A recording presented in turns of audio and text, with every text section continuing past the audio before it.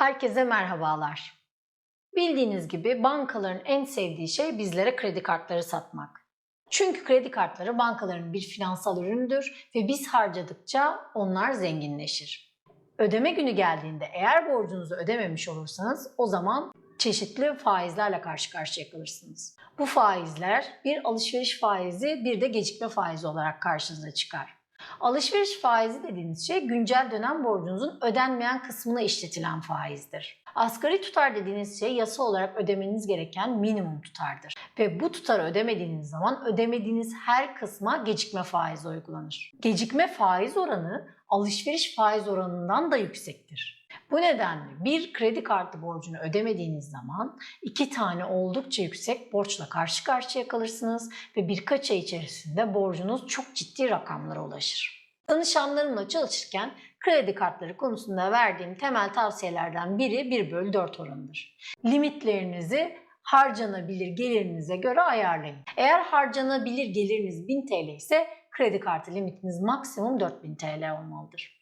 Harcanabilir gelirinizi saptayın, bunu 4 ile çarpın, bankanızla görüşün, maksimum limitinizi o kadar da tutsun. Bu size hem harcamalarınız konusunda kontrol altında tutar hem de aşırı ve çok harcamanızı engellemiş olur. Böylece ödeyemeyeceğiniz bir yükün altına girmekten kaçınırsınız. Eğer kredi kartı kullanıyorsanız temel sorumluluğumuz harcamalarımızı kontrol etmek. Öncelikle dolandırıcılığa karşı kontrol etmek. Daha sonra da bu yaptığımız harcamaları şöyle gezerken kafamızda bu işlerin muhasebesini yapmak. Örneğin bir harcama o an aklınıza geldi. Gerçekten gereğinden pahalı veya o an ihtiyacınız olduğunu düşündünüz. Size iyi bir fikir gibi geldi alışveriş esnasında. Ama aslında şu an baktığınızda ona ihtiyacınız yok. Ne yapabilirsiniz? Ya bu ürünü eğer süreniz geçmediyse iade edebilirsiniz. Ya da bundan sonraki harcamalarınızda bu hatanızı göz önüne alarak hareket edersiniz. Satın alma kararlarımız beynimiz tarafından 3 saniye içerisinde gerçekleştiriyor arkadaşlar. Bu nedenle bir şeyi satın alırken faydasını vadelere bölmemiz lazım. Bu ürünü elimize aldığımızda 10 saniye içimizden sayacağız ve duracağız. Sonra şunu diyeceğiz. Bu ürün bir hafta sonra bana ne hissettirecek? 3 ay sonra bu ürünü aldığım için pişmanlık duyacak mıyım? 6 ay sonra hala bu ürünü aldığım için memnun olacak mıyım? 1 yıl sonra hala bu ürüne ihtiyacım olacak mı? Ve iyi ki almışım diyecek miyim? Alım meşrulaştırma merkezi denen beynimizin aldığı her şeye bahane bulma yerini bypass etmemiz gerekiyor. Onun faaliyetini minimuma indirmemiz gerekiyor. Bu yüzden de alım kararımızla alma arasındaki süreyi olabildiğince uzatmamız gerekiyor.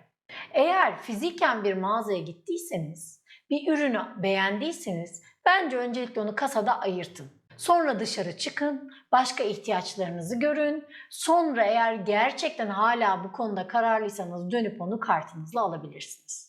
En büyük sıkıntılardan biri alışveriş merkezlerinin bu ister online internet üzerinden olsun ister fiziken olsun çapalamalarla sizi belirli bir adrenalin içinde doğruyu düşünemez hale getirmesidir. Size indirim der, taksit der, iskonto der, sınırlı süre der. Bir çeşit sizi alım konusunda hipnoza sürükler. Bu adrenalinden çıkabilmek için de bu durma ve 10 saniye bekleme ve sonra faydayı vadelere bölme işlemini yapmanızı öneriyorum. Aldığınız şey ihtiyaç mı, istek mi? İstek o anki haz dürtünüzle ortaya çıkan, vücutta salgılanan hormonlar amacıyla belirli bir tatmin isteyen bir duygudur. Oysa ihtiyaç gerçekten içseldir, uzun vadede de faydasını sürdürür.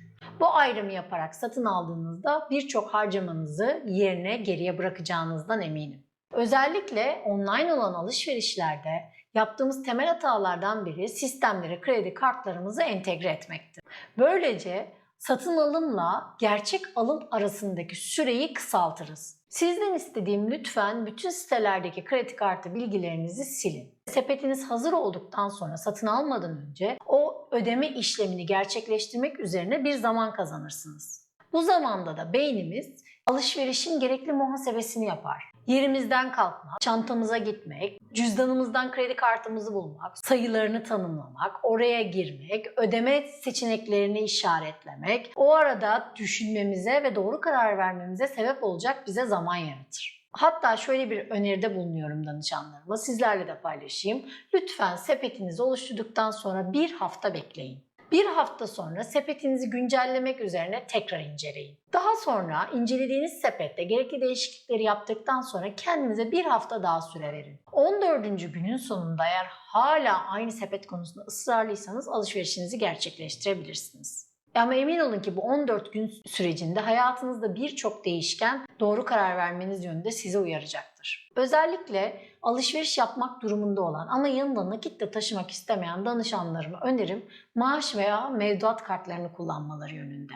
Bildiğiniz gibi biz zengin hayatımızı tasarlarken bilinçli harcama planı yapıyoruz. Burada da belirli bir bölümünü suçluluk duymadan harcama miktarı olarak belirliyoruz. Tavsiyem ücretlerinden veya gelen gelirlerinden o bölümü otomatik olarak kendi mevduat veya maaş kartlarına yükletmeleri. Transfer edilen bu tutarları bir ay içerisinde özgürce harcayabiliriz. Böylece limitimizin üzerinde harcama hakkımız elimizden otomatik olarak alınmış olur. Böylece hem nakit para taşımak zorunda kalmayız hem de belirli bir limitimiz olduğu için bunun dışına çıkma gibi bir stres de yaşamamış oluruz. Unutmayalım, her türlü finansal aracın bizlere hem avantajları var hem dezavantajları var. Evet, kredi kartları bizlere harcama yapma konusunda ciddi teşviklerde bulunuyor. Ama bunu kendi lehimize çevirebilirsek kredi kartları bizler için çok büyük zenginleşme araçları. Özellikle bankanın parasını kullanarak, bankanın fırsatlarından faydalanarak kendimize çok iyi yollar seçebiliriz. Ve harcamalarımızı da büyük bir rahatlık ve huzur içinde gerçekleştirebiliriz. Burada unutmamamız gereken şey gerçekten gereksiz şeyler için, eften püften şeyler için kredi kartlarımızı kullanmamak. Kredi kartlarımız eğer sadece ihtiyaçlarımıza yönelik bir şekilde doğru bir finansman stratejisiyle kullanılırsa bize ciddi zenginlik sağlar. Şunu unutmayalım ki bugün hem ülkemizde hem dünyada çoğunluğun mali savaş vermesinin nedeni kredi kartları değildir. Bunun temel nedeni kendilerini fakir bırakacak ürünler satın almaları ve o ürünleri ödemek için yüksek faizli kredi kartı kullanmaları yer almaktadır.